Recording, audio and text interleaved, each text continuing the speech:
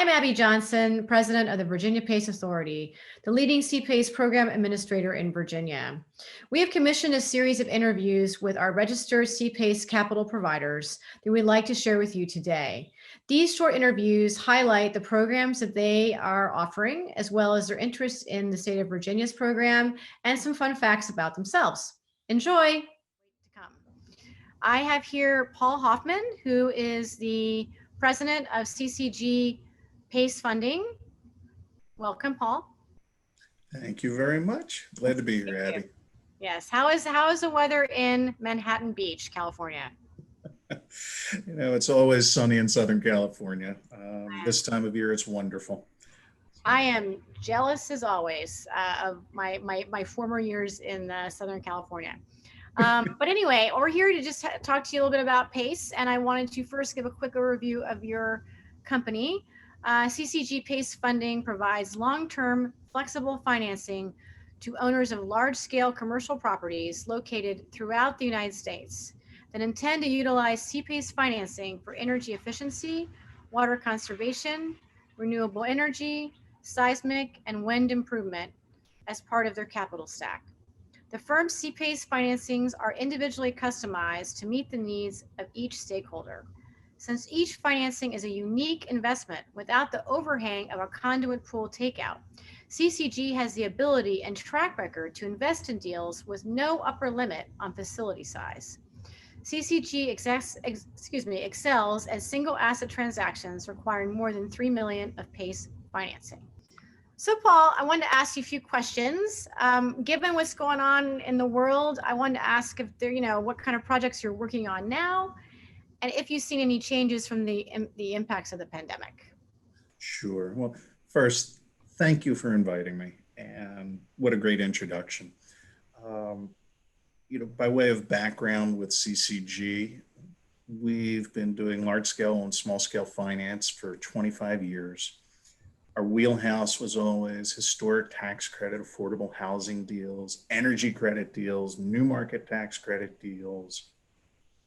PACE was a natural addition to our toolbox. So we're really excited. We've been looking at a couple of different transactions of late. Candidly, we're seeing a lot of hospitality, whether it's considered rescue money, carryover money to get them through operating bumps in the road, money to pay down more expensive debt, more expensive mezz money.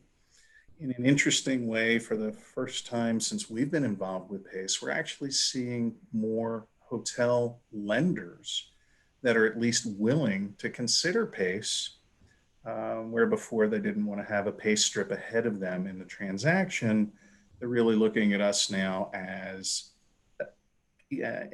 integral financing to get the hotels up, running, keeping the lights lit till we all get to the other side of C-19.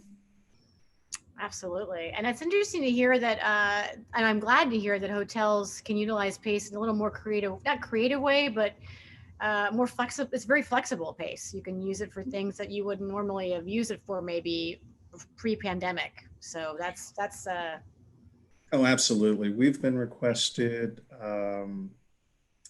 gap financing where multiple equity partners no longer could write the checks. So folks are looking at retroactive CPACE to gap fill for recently completed projects, many locations around the country. And frankly, we're starting to see others who are mid-construction who have maybe run into a bump in the road, and they're looking for whatever source they can, again, to carry the property through to the other side of the tunnel. This actually wasn't one of the questions I'm going to ask you, but I'd like to follow up a little bit on the bump in the road part. I mean, I've definitely been hearing about and getting queries about, can you pay for cost overruns? So in the case where, would you be pulling out just certain specific equipment that you could package into a PACE project that would be part of the overruns or themselves, or how do you underwrite that, the cost underwrite, It's actually two different questions. Okay. The first part of that question is, what are we financing?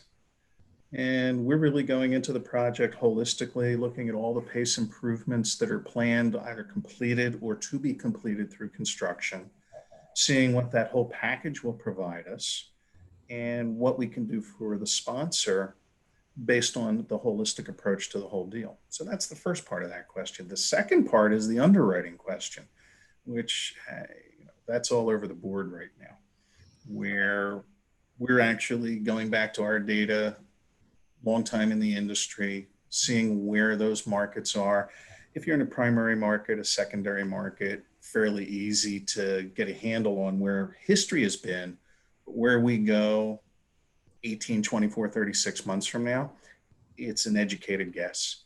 Yeah. And it's really making sure we've got a sponsor who understands the risk, who has experience at what they're doing in the market that they're servicing, and us taking a careful evaluation of where we think that property could be worst case. And there are definitely properties that don't qualify.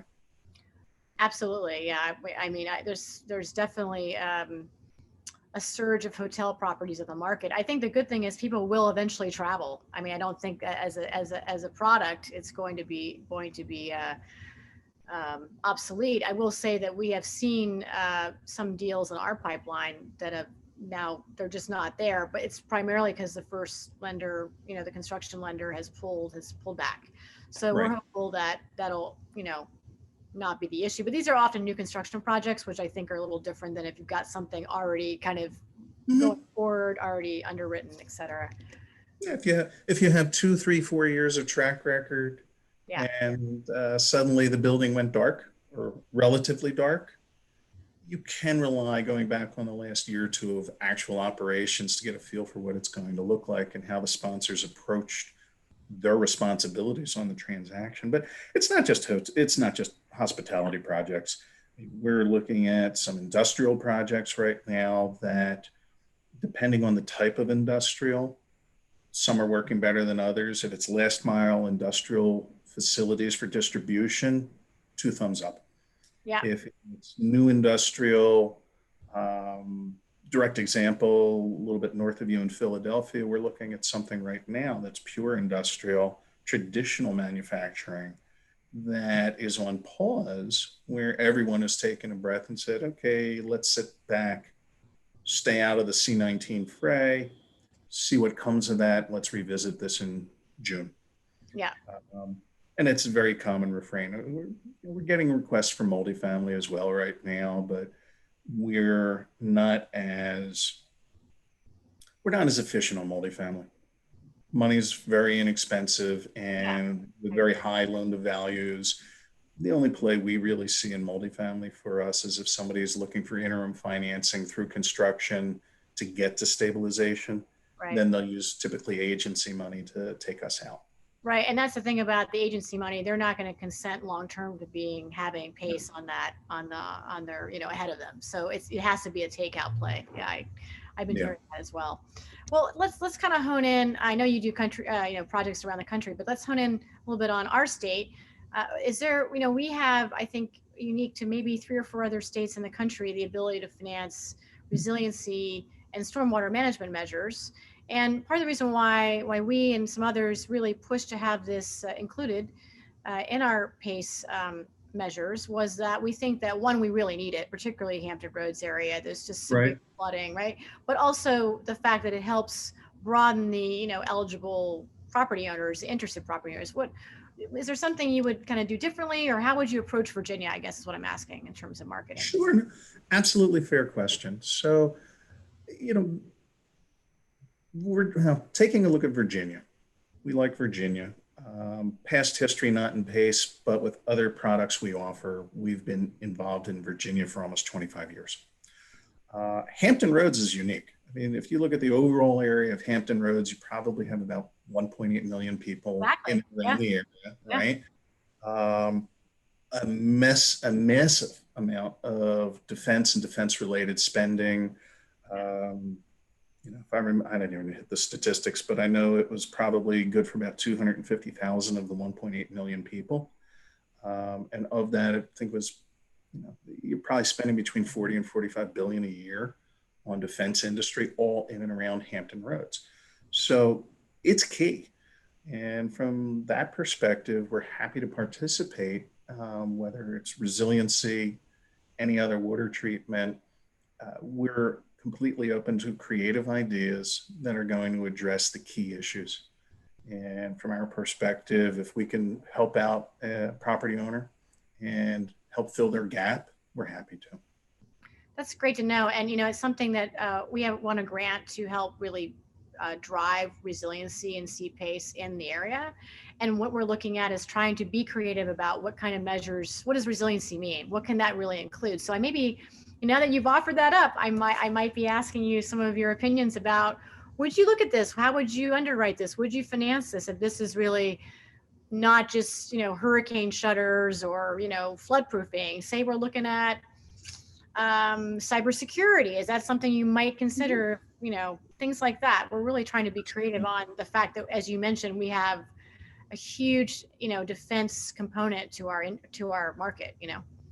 Yeah, so when it comes to PACE in general, we are improvement agnostic.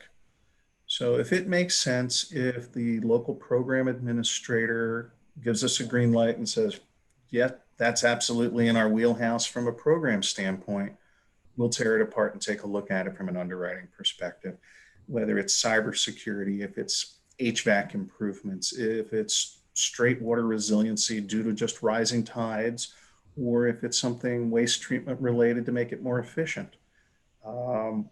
We're relatively indifferent as long as we can get our hands around it to understand what makes it tick. And if it's underwritable, we'll take a look. Are we looking, does somebody want to do a special cybersecurity build out on a building? And I'm reaching right now. But if it's something that's way over improved relative to market value, we're going to have to take a look at that very carefully, because while all those improvements may qualify, they may not make financial sense. Right. If we have to come back and lease it up as, co-location space.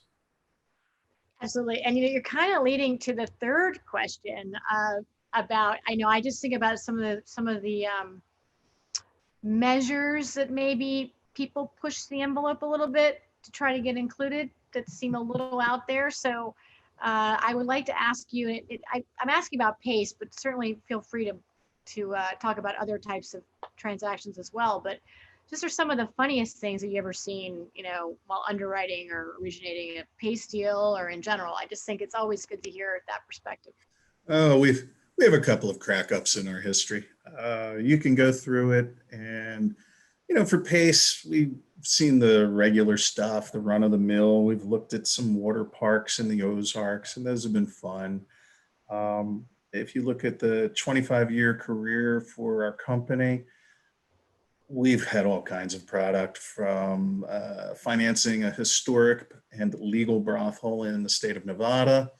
We've taken a look at, I can't tell you how many distilleries and microbrewers over the years before they were ever in vogue. We've taken a hard look at financing the Queen Mary as a historic tax credit deal for those that understand historic credits. Side note, the IRS said we couldn't because the Queen Mary is not fixed and it still floats up and down with the tide, even though it's completely blocked in by a full jetty system and is never going anywhere again.